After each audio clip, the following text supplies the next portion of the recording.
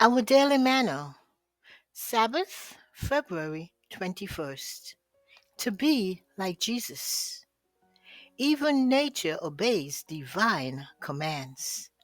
Matthew 8 and verse 27 reads, "And the men marveled, saying, Who can this be, that even the winds and the sea obey him?"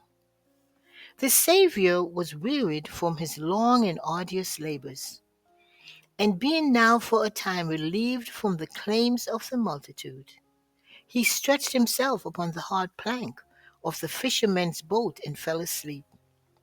Soon after, the weather, which had been calm and pleasant, changed. The clouds gathered darkly over the sky, and a furious storm, such as frequently visited those parts, burst upon the sea. The sun had set, and the blackness of night settled down upon the water. The angry waves dashed against the ship, threatening every moment to engulf it. First tossed upon the crest of a mountain billow, and then as suddenly plunged into the trough of the sea. The ship was plaything of the storm.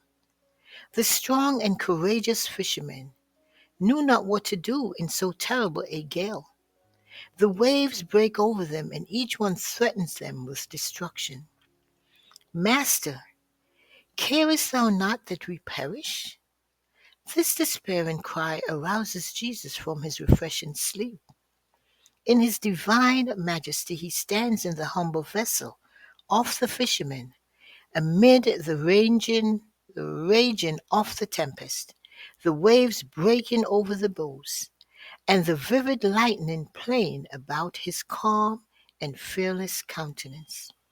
He lifts his hand, so often employed in deeds of mercy, and says to the angry sea, "Peace, be still." The storm ceases. The heaving billows sink to rest. The clouds roll away, and the stars shine forth. The boat sits motionless upon a quiet sea.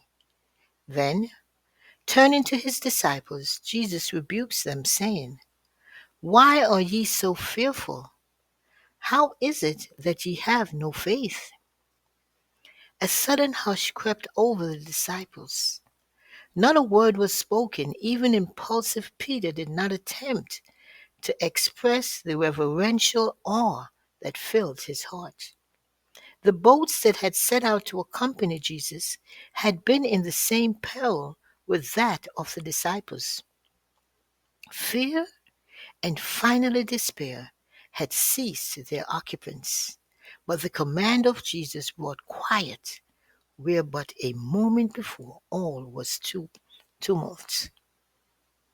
All fear was allayed, for the danger was over.